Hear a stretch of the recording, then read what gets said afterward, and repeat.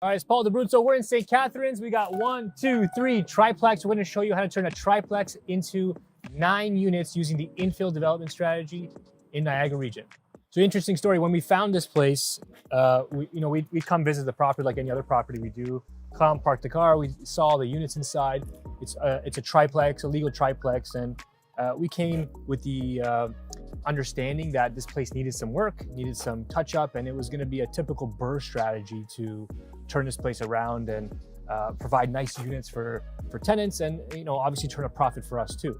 But when I came out this door in the end, and I walked out here, and I was like, hey, something's different here. Never mind the apple tree, but this is a deep yard, a big double garage, and more importantly, because I didn't use this driveway, I noticed we're fronting on another street here, and it wasn't exactly clear to me in the listing before I came here.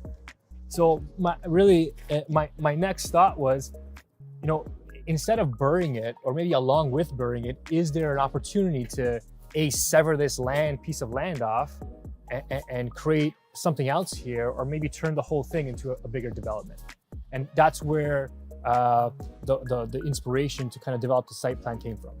So when we were working with the designer who was doing the site plan, we had 3 options essentially. One was keep the triplex and develop that rear area where the garage is into a second lot, and either sever it off and build something or do something of value with it. The second option was demolish everything and actually build 9 units here, which turned out didn't make as much economic sense because 9 units wasn't enough to create as much efficiency in a building. I mean, we still ended up with 9 units, but in a different configuration. So the third option, which we went with, was to create 4 lots, 3 lots across the front here. And if you're looking at the site plan, it would be 1, 2, 3 lots across the front that are accessed from this driveway right here. So you'd pull into this main driveway and you would access the lots from the rear, right? And the interesting part there is, even though they're townhouses, each townhouse has a secondary unit. What's unique is that the accessory units or the secondary units are not in the basement. They're actually on the second floor. So the main unit enters on the main floor. It's got the kitchen and living room like you would expect on any main floor.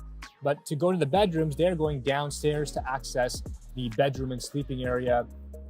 And the accessory dwelling unit actually goes upstairs on the second floor. And that's because across the street, there is a ravine that kind of goes down into a nice kind of park public area. And from the second floor, you're going to get a view of that. So instead of having a traditional accessory dwelling unit, we thought we'd add tremendous value putting them on the second floor with a balcony, because the main floor units are going to have rear yard space, a beautiful backyard, as you can see right here in the site plan, right? And the 4th lot, we had to do some fighting with the city, but it was worth it because we were able to get approvals for a triplex, even though we only had 2 parking spots. There's lots of parking along the street here, and with the federal government, provincial governments, and even municipal governments crying for more units and more affordable housing, we use that to our advantage to get a 3rd unit here that everybody wants and we think everybody needs. These infill development deals always seem sexy from the outside when you're looking at site plans and floor plans and the basement plans and all these accessory dwelling units, and everything seems like it's going to work. But without seeing the actual numbers, it's hard to judge if doing all this work is going to make sense in the end. And that's really the hardest part, is you have to work backwards from a future prediction of value and see if all this work you're going to put in and all the money is going to put in is going to produce enough profit to make it worth it. Because we want a return on investment, we also want a return on our time. We don't want to spend 40 hours a week doing this. We have other things to do. We have jobs and careers and families and friends and hobbies. So, when we did the analysis on this, we worked backwards. We said, okay, if we're going to build a triplex, actually right here, what is the value of that triplex going to be? And we determined it would probably end up being in this neighborhood of 900 to 950,000, giving the amount of rent it would produce and the value as compared to other brand new triplexes in the marketplace.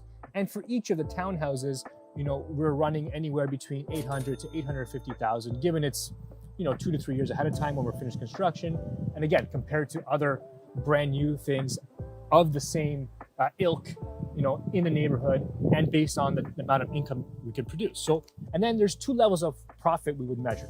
If we build it and then sell everything as individual units, one townhouse, two townhouse, three townhouse, one triplex to individual investors, we would make a profit. And the profits, with great variability, because there are lots of variables involved in development, somewhere on the low end of 500,000 all the way up to 750 to 800,000 of profit, right?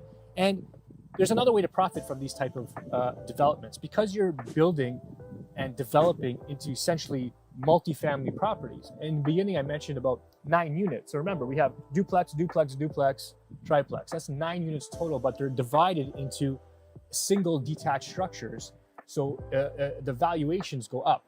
And that makes it much easier to refinance these properties once they're complete and keep them as multifamily and keep it for long-term cash flow.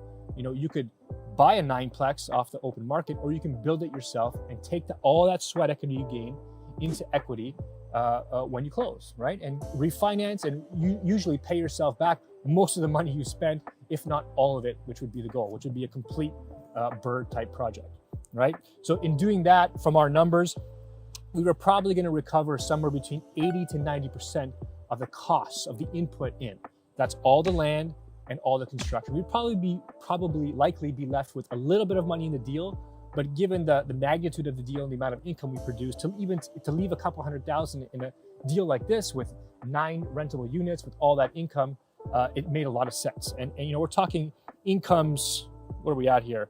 A gross income of over 210,000 projected from the property managers and appraisers we had to take a look at the property. So, and we won't even talk about cash flows because that can vary too based on rates. But, to control that type of gross income in a project like this for somewhere between 100 and 200,000 total input for us made a lot of sense. And Paul, how much does that triplex already on the property behind you rent for at the moment? So yeah, that's a great point. I missed that. So it is in, it's not in tip-top shape. We knew that going in. So what we did when we closed was we did some minor renovations to make life better for tenants who were going to come in, and we rented it. So this development process is not quick. I mean, and we're not in a rush because it is rented and it's maintaining itself nicely. So it's rented for just about $4,100 plus hydro. Which is maintaining the carrying cost of the property, and we're able to go through the development process without rush and without feeling like we're strapped for cash and we're racing against time here. We can go through it, do it slow, do it right, as you can see from the site plan, and then when we're ready to develop, we'll deliver notices to the tenants and go through the demolition process and so on and so forth.